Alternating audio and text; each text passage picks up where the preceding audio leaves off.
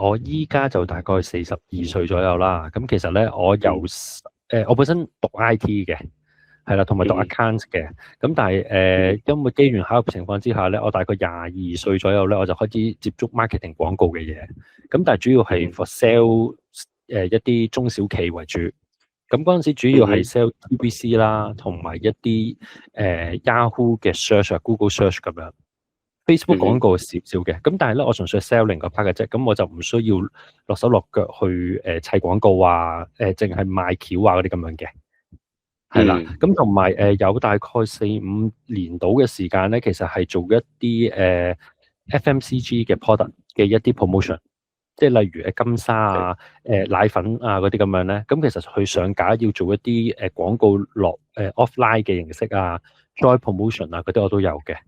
係啦，咁近呢幾年咧，其實依家自己搞咗一間社企，都係喺上年10月度開嘅啫。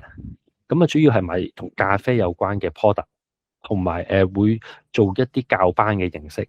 咁但係嗰邊咧個進展慢啲嘅，因為其實主要嗰邊咧係想我有兩邊路去行啦，一就係做零售啦，咁第二咧就係教班嗰 part 咧，其實係主要係貨翻一啲公司咧去揾我哋去做教班。咁因為其實依家好多啲上市公司啊，或者一啲大公司咧，佢哋要攞一啲 ESG 嘅分喺個 audit report 度咧，咁所以其實喺香港嚟講咧，佢就會比較容易去接觸到，即係用社企個角度嚟去接觸到佢哋咯。咁而從中我就會去申請一啲政府嘅 funding 嚟去做一啲 project 咁樣嘅。咁但係嗰啲個機會就50-50嘅啫。係啦，咁樣咯。係啦，咁其實接觸 e-coms 咧，其實我係2年前到，其實我已經有留意到嘅。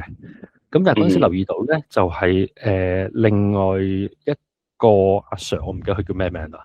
咁嗰陣時聽完之後咧，我就冇開始到，係因為我本身打緊工嗰份工咧，就老闆要移民。咁所以其實就想揾個位睇下可唔可以兩邊同行啦咁樣。咁但係嗰邊我最尾就冇開始到，因為開始資金方面有困難啦，咁就唔係咁方便擺一嚿錢出嚟咯。係啦，咁但係點解早12月尾就開始咧？因為其實我上年去咗英國，咁其實都想揾一個 business 係 for 我自己，可能有一個被動收入或者第二個收入咁樣咯。I see. OK。係。咁頭先你大概講過啦，但係你即係 join 我哋之前，或者 join 我哋呢個 program 之前，你係有冇試過一啲乜嘢嘢令到你本身有困難啊？定係點樣樣？你講係都係 e-com 啊，定係其他嘢？創業又好，打工又好，或者係e-com 又好。其實我試過好多嘢嘅，咁我公司都開過有2-3間嘅，咁但係你話揾到錢，揾到基本收入咯，即係我可以，因為其實我而家都冇打工嘅，咁我而家都係好似 project 嘅形式咁樣接唔同嘅嘢嚟去做，咁但係我諗個人工可能一年拉翻勻，咁 average 每個月可能都係2-3萬蚊左右咯。OK，但係電商你係第一次嘅。電商係正式係第一次嘅，係啦。OK，唔係，但係其實幾好啊！你有咁闊嘅 background，你好了解即係 sales 嘅底層啦。你可能了解人嘅需求啦。咁其實之後做任何電商其實都非常之好，因為講少少電商個底層邏輯，其實同普通生意冇分別嘅。咁個分別喺邊咧？個分別其實只不過你唔使個資金咁大咯，即係唔使去開鋪咯。但係所有嘅邏輯係一模一樣嘅。有冇原因你係揀咗呢一個系統咧 ？versus 你頭先話可能有睇過其他嘅電商系統咁樣。揀呢個系統啊，我又冇，我都係純粹想學多一個模式嚟去揾咯。咁同埋又真係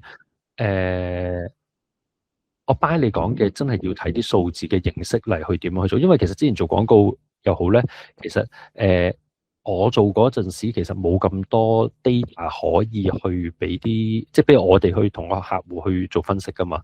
但係其實依家係基本上係自己可以做得到，同埋好多時做廣告自己做嘅都好過揾 agent 做咯。咁所以係啦，即係我基本上我未睇晒課程入邊嘅所有內容嘅，但係我已經睇到 Seven 啊、Bonus 啊嗰啲，其實大部分都睇晒㗎啦。係到 OK 最尾 email 啊嗰啲未有嘅啫。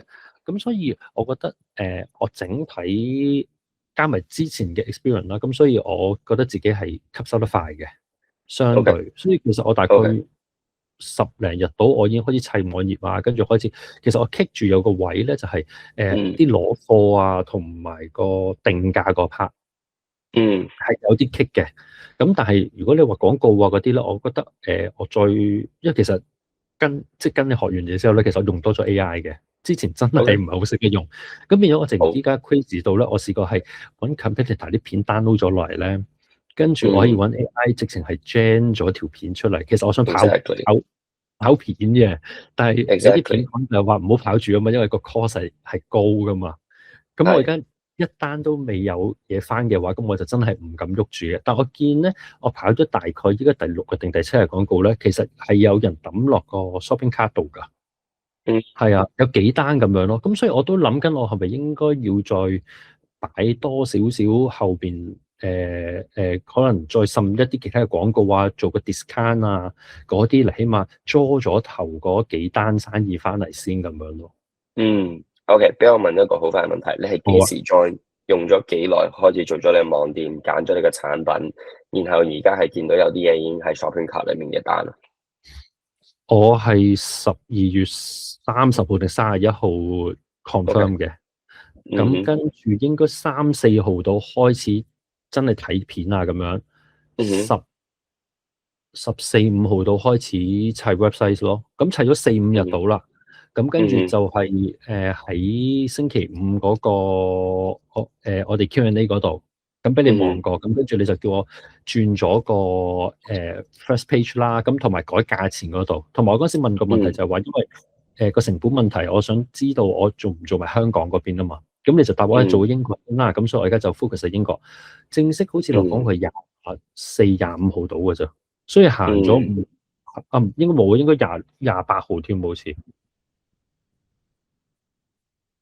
睇下先，我講過係，我記得好似27、28號左右咯。咁依家其實我呢啲 budget 我都係擺緊80蚊港紙到1日。OK，係啦。OK，咁你見到已經有啲單翻啦，係嘛？未有單翻，但係有我見到有人例如佢個加到購物車有4個咁樣，咁但係其實喺 Shopify 入邊係見到起碼有2個人 register email 啦，咁跟住有3個定2個係擺咗落去喺個 Shopify cart 度，但係未賣嘅咁樣咯。咁即係如果我當嗰2、3個買咗嘅話，咁其實我有2、3張單，咁我都叫做行咗7日啫嘛。係啊，咁樣。行咗7日已經有啲 result， 即係其實起碼你用咗一段時間。起碼啲數字嘅嘢你睇得到先啦，爭在後邊嗰度點樣 tune，同埋我再點樣擺落去，咁就我覺得應該去 run 得開始 run 到有啲嘢翻嘅咁樣咯。咁其實幾好喎。係咪如果你自己試下就會用耐咗好多時間？你覺得？我諗自己摸唔到咁樣嘅形式咯，因為其實我之前都有睇好多，例如 YouTube 啲片教人點樣做嘅，咁但係唔得㗎，你去到某一個位，你真係 keep 住咗㗎。即係我起碼喺呢個 website，我自己之前都試過用我用 WordPress 係起過嘅，但係真係後邊我要再 maintenance 嘅嘢係冇咁方便嘅。Shopify 真係容易啲嘅，係啊。OK，係我淨係冇買 theme 都係咯。OK，好。